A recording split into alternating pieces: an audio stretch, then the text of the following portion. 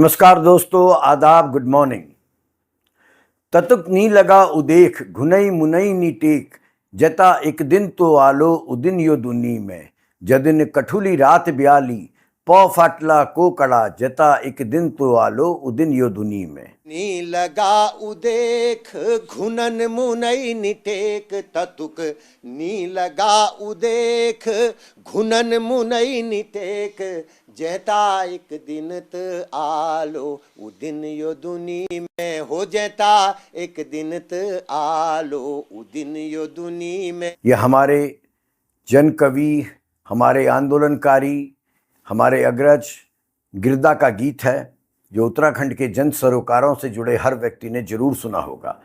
मैं जब बच्चा था 1984-85 में, मेरा गिरदा के साथ बहुत उठा बैठ थी। उन दिनों उनके मुंह से यह गीत सुन के बहुत अच्छा लगता था। समझ में नहीं आता था वो कहना क्या चाह रहे हैं, और आज जब समझ में आया है तो मुझे आश्चर्य भी होता है कि कैसे जब हम उत्तर प्रदेश का हिस्सा हुआ करते थे उन दिनों गिरदा ने ये बातें समझ ली थी कि चाहे राज्य बन जाए चाहे राज्य ना बने, लेकिन उत्तराखंड के पहाड़ों की बर्बादी होनी तय है। आपको उनका एक अन्य गीत भी याद होगा, आज हिमालय तुमन के धतियों छो। बहरहाल, उत्तराखंड जिसे कभी देवभूमि कहा जाता था, अपने गठन के 25 बरस पूरे करने जा रहा है मात्र 2 महीने बाद। यह वही राज्य है जो गंगा यमुना जैसी नदियों का उद्गम स्थल है और हिमालय की गोद में बसा है। जब वर्ष 2000 में यह राज्य उत्तर प्रदेश से अलग हुआ, तब जनता को आकांक्षाएं थीं कि एक छोटा पर्वतीय राज्य अपने संसाधनों के बल पर पारदर्शी शासन, पर्यावरण संवेदनशील विकास और सामाजिक सुरक्षा का नया उदाहरण बनेगा। हुआ क्या? लेकिन आप भी जानते हैं, मैं भी जानता हूँ, सरकार चाहे कांग्रेस की बनी चाहे भारतीय जनता पार्टी की बनी, हमारे पहाड़ बर्बाद हो गए। जब हम पीछे मुड़कर देखते हैं तो तस्वीर इतनी भयावह है, इतनी निराशाजनक है कि उसको बयां कर पाना मुश्किल है। देवभूमि की पहचान अब आपदाओं, असुरक्षा और भ्रष्टाचार से होने लगी है।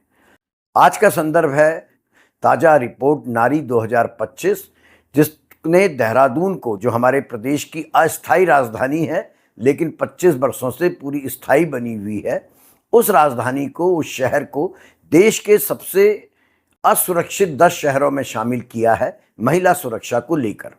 यह खुलासा बेहद गंभीर है क्योंकि राजधानी प्रदेश की हो या देश की हो, वह स्थान होती है जहां सुरक्षा और बुनियादी ढांचे का सबसे मजबूत स्वरूप देखने को मिलना चाहिए। हमारे यहाँ है नहीं।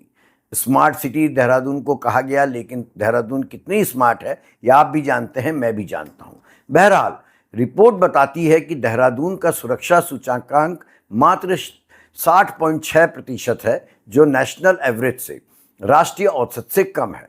दिन में लगभग 70% महिलाएं खुद को सुरक्षित महसूस करती हैं, जबकि रात में यह आंकड़ा घटकर केवल 44% रह जाता है। 6% महिलाएं सार्वजनिक स्थानों पर उत्पीड़न की शिकार हमारी राजधानी में हुई हैं, और उनमें भी बड़ी संख्या ने शिकायत दर्ज करने के बजाय चुप्पी साध ली है या ऐसी जगहों पर जाना बंद कर दिया है। यह स्पष्ट करता है कि देवभूमि कहे जाने वाले प्रदेश की राजधानी में महिलाओं की स्थिति सुरक्षित नहीं है। महिलाओं को मित्र पुलिस पर, कानून व्यवस्था पर भरोसा नहीं रहा है। देहरादून की असुरक्षा का सच केवल आंकड़ों में ही नहीं है, बल्कि घटनाओं में भी झलकता है।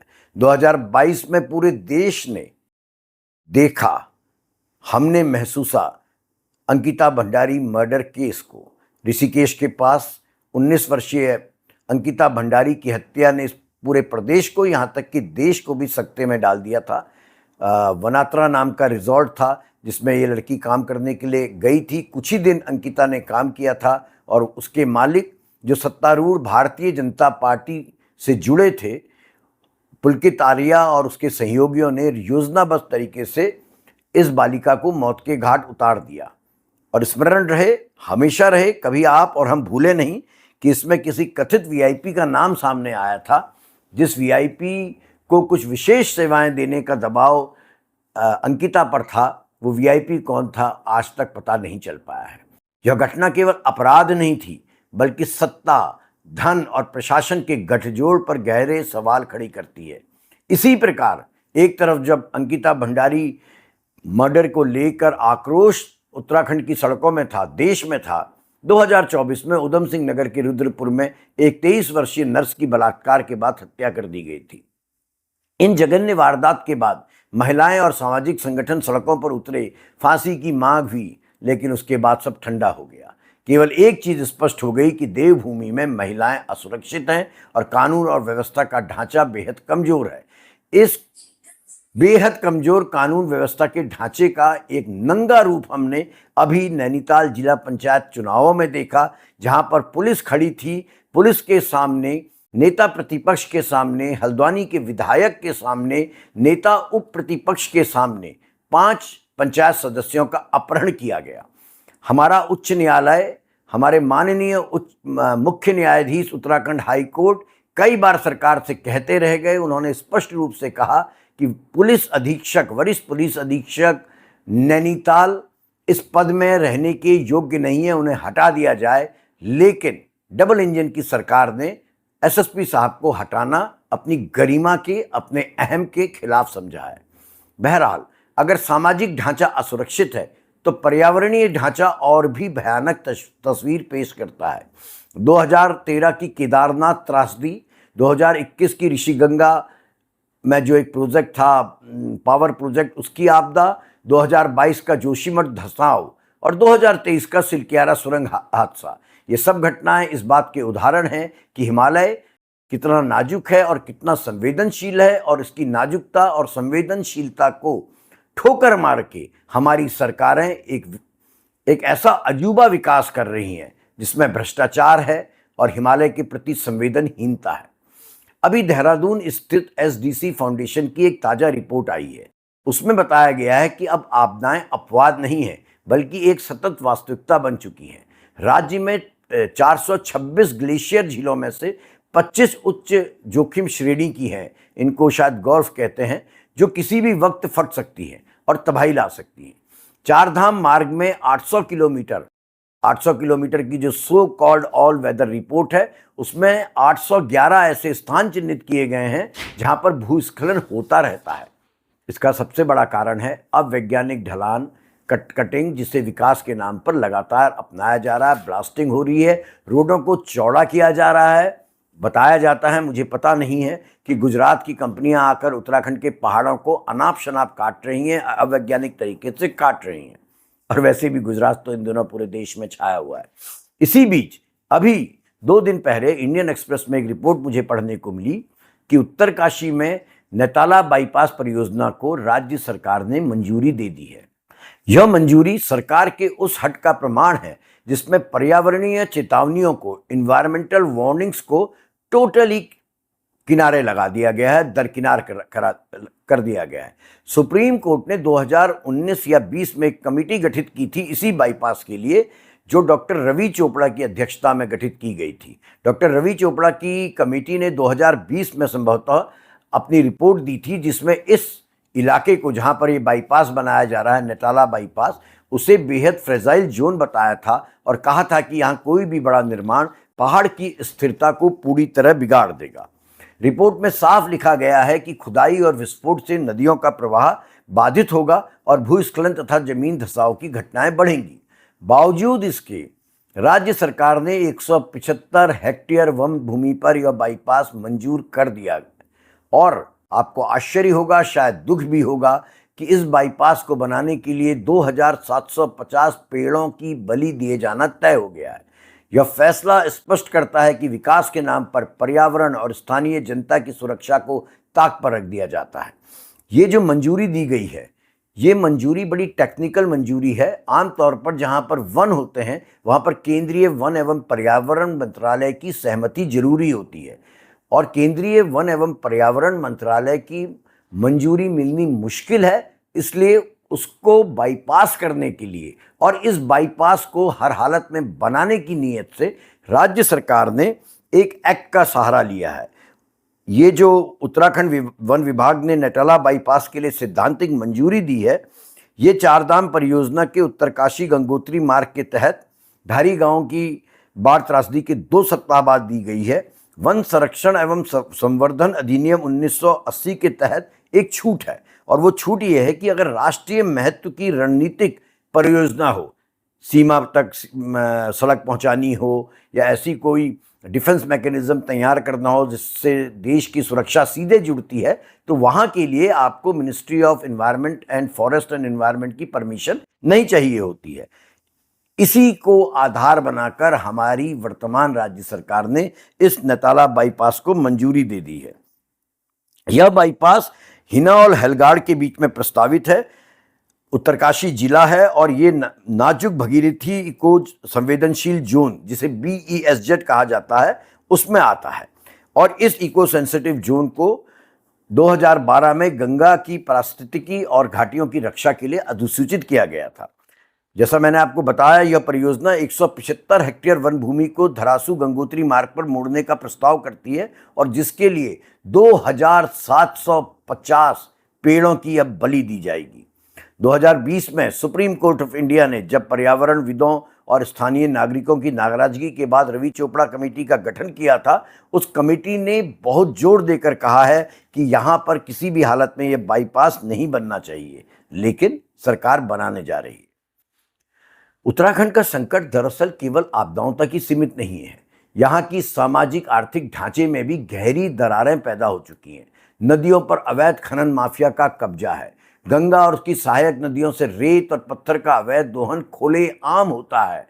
और जब मैं खुलेआम कह रहा हूं तो इसको मान के चलिएगा, सबकी निगाहों के सामने खुलेआम होता है। इसमें पुलिस, प्रशासन, सारे विभाग मिले हुए हैं और ये सब इन सब की मिली भगत के बिना अदरवाइज भी संभव ही नहीं है। आपको याद होगा, और मैं बार बार कहता हूं, अगर याद नहीं है, भूलने की बीमारी से पीड़ित हैं, तो इस माफिया के खिलाफ उठी एक आवाज को याद रखिएगा। वो आवाज थी स्वामी निगमानंद की, जिन्होंने 2011 में कई दिनों तक, मेरे ख्याल से 3 महीने से अधिक तक उन्होंने अनशन किया था, आमरण अनशन, और उसके बाद प्राण त्याग दिए थे। लेकिन स्थितियां कुछ नहीं बदली। कुछ दिन हंगामा मचा, नेशनल और इंटरनेशनल मीडिया ने बड़ा हाई तौबा मचाई, बाकी खनन की दुनिया मस्त जारी है। यह बलिदान उत्तराखंड में पर्यावरण की लड़ाई का प्रतीक जरूर बना, लेकिन इसकी परवाह किसी को नहीं है। 2018 में गंगा की रक्षा करने के लिए लगातार संघर्ष करने वाले इंडियन इंस्टीट्यूट ऑफ टेक्नोलॉजी के प्रोफेसर GD अग्रवाल, जिन्होंने अपना नाम स्वामी सानंद रख लिया था, उन्होंने भी प्राण आहुति दी। डॉक्टर GD अग्रवाल ने स्पष्ट कहा था, चेतावनी दी थी कि गंगा पर बांध और खनन उसके अस्तित्व को खत्म कर देंगे। लेकिन उनकी चेतावनियों को भी हर सरकार, चाहे वो कांग्रेस की सरकार हो, चाहे वो भाजपा की सरकार हो, वो विकास की इस अंधी दौड़ में अनसुना करती रही हैं। हरिद्वार में मातृ सदन नाम का एक आश्रम है, और जितना मैं हरिद्वार को समझता हूँ, एक अकेला आश्रम है जो जेन्युइनली आश्रम पद्धति में चलता है, जहाँ पर AC नहीं लगे हैं, 5 स्टार बाबा नहीं हैं, जहाँ पर मंत्री और मुख्यमंत्रियों की गाड़ियाँ नहीं होती हैं। उस आश्रम मातृ सदन के जो संस्थापक हैं स्वामी शिवानंद और उनके सहयोगी लगातार गंगा की रक्षा के लिए काम करते रहते हैं, प्रयास करते रहते हैं कि गंगा में खनन रुके। PILs डालते हैं। उनका प्रयास कभी रंग लाता है, कभी रंग नहीं लाता, लेकिन बड़ा दुखद है, आम जनता उनका साथ नहीं देती है। आम जनता, हमारे पहाड़ की जनता, हरिद्वार की जनता अपना माथा टिकाने के लिए उन्हीं 5 स्टार आश्रमों के, उन्हीं प्राइवेट जेट्स में घूमने वाले बाबाओं के दर्शन करने ही जाती है। शराब की समस्या भी राज्य के सामाजिक ढांचे को खोखला कर रही है। राज्य सरकार ने राजस्व बढ़ाने के नाम पर पूरे प्रदेश में जगह जगह शराब के ठेके खोल दिए हैं। 1984 में आंदोलन हुआ था, नशा नहीं रोजगार दो। मैं उस आंदोलन का हिस्सा था। PC तिवारी जी के नेतृत्व में और डॉक्टर शमशेर सिंह बिष्ट जी के नेतृत्व में आंदोलन चला था। बहुत सारे और भी साथी थे।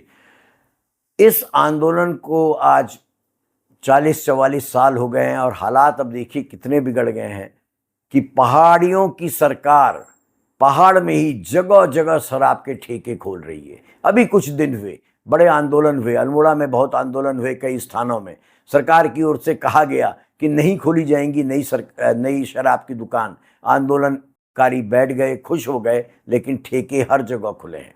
नतीजा क्या हुआ है? गांव गांव तक शराब पहुंच गई है और इसका सबसे बड़ा असर महिलाओं पर और गरीब परिवारों पर हो रहा है। और एक बड़ा असर हो रहा है चुनावों पर, जहां पर वोट इस शराब के नाम पर बिक जाते हैं। हमारे पहाड़ी भाई ही शराब लेते हैं जो अच्छी शराब, ज़्यादा शराब और पैसा देता है, वो कितना भी अयोग्य, भ्रष्ट, माफिया क्यों ना हो, उसे चुनाव जिता देता है। ये हमने पंचायत चुनाव में भी अभी देखा। महिलाएं बार बार जरूर शराबबंदी की मांग लेकर आंदोलन करती हैं, लेकिन सरकार उनकी आवाज को सुनती ही नहीं है। देवभूमि का समाज जो संयम और सादगी के लिए कभी जाना जाता था, आज इन्हीं कारणों के चलते शराबखोरी, खनन, दबंगई, गुंडई आदि की चपेट में आ चुका है। इस पूरी त्रासदी की जड़ में भ्रष्टाचार और राजनीतिक नाकामी मुख्य कारण है। उत्तराखंड का गठन इसलिए हुआ था कि यहाँ जन केंद्रित शासन होगा, युवाओं को रोजगार मिलेगा, महिलाएं सुरक्षित होंगी और पहाड़ों से पलायन रुकेगा। अब पलायन की बात तो छोड़, गजब है कि एक पलायन रोकने के लिए आयोग बना जो खुद ही पहाड़ से पलायन कर चुका है। उसके अध्यक्ष मैंने सुना है कभी भी पहाड़ों में नहीं रहते हैं, वो हमेशा प्लेन्स में रहते हैं। वो खुद ही जब व्यक्ति पहाड़ में नहीं रहेगा तो रिवर्स पलायन की कैसे बात करेगा या पलायन कैसे रोकेगा, ये समझ से परे है। हालात इतने गंभीर हैं कि बेरोजगारी ने युवाओं को हताश कर दिया है, गांव खाली हो रहे हैं, महिलाएं असुरक्षित महसूस कर रही हैं और ठेकेदार, नेता का खनन माफिया का गठजोड़, शराब माफिया का गठजोड़ विकास की परियोजनाओं को निजी मुनाफे का जरिया बना चुका है और देवभूमि को सब प्रकार की गंदगी और गुंडई का दलदल बनाकर रख दिया है। अब यह भूमि आपदा भूमि में बदल चुकी है। 25 बरस के होने जाने वाले राज्य में इससे बड़ी ट्रेजेडी, त्रासदी कुछ नहीं हो सकती। एक तरफ प्राकृतिक आपदाओं ने इस प्रदेश को पूरी तरह हिला दिया है, तो दूसरी तरफ सामाजिक संकट ने इसकी आत्मा को खोखला कर दिया है। सोचिएगा जरूर, जब राजधानी देहरादूनी महिलाओं के लिए असुरक्षित हो, तब अंकिता भंडारी जैसी बेटियां जब सुरक्षित ना हो, जब रुद्रपुर में नर्स को बलात्कार और हत्या का सामना करने पड़े, जब नदियों की धारा अवैध खनन से खोखली हो जाएं, जब शराब के ठेके घर घर तक पहुंच जाएं और जब विशेषज्ञों की चेतावनियों के बावजूद सरकारें हिमालय के छेदन में जुटी हों, तो यह साफ है कि उत्तराखंड अपने सपनों से बहुत दूर चले गया है। 25 साल बाद जब यह राज्य एक सवाल बन के खड़ा हो गया है कि क्या देवभूमि को बचाया जा सकता है या यह हमेशा के लिए आपदा भूमि बन चुका है। मगर अब भी अगर यदि सबक नहीं लिया तो और तय मानिए, बिल्कुल निश्चित मानिए कि आने वाले वर्षों में तमाम प्रकार के दावे होंगे कि ट्रेन चढ़ा दी है, केदारनाथ को पूरा बदल के रख दिया है, बद्रीनाथ और केदारनाथ में हेलीकॉप्टर्स के जरिए पहुंचाया जा रहा है यात्रियों को। ये सब बकवास है। उत्तराखंड आने वाले वर्षों में केवल प्राकृतिक आपदाओं का ही नहीं, बल्कि सामाजिक और मानवीय संकट का सबसे बड़ा केंद्र बन के उभरेगा। अब ये सोचना और तय करना आपको है, हमको है कि हमारे जनप्रतिनिधि कैसे हों और जो जनप्रतिनिधि अभी हैं, चाहे वो पक्ष के हैं या विपक्ष के हैं, क्या वो इस लायक भी हैं कि उनको सरकार बनाने का, सत्ता में आने का मौका दिया जाए।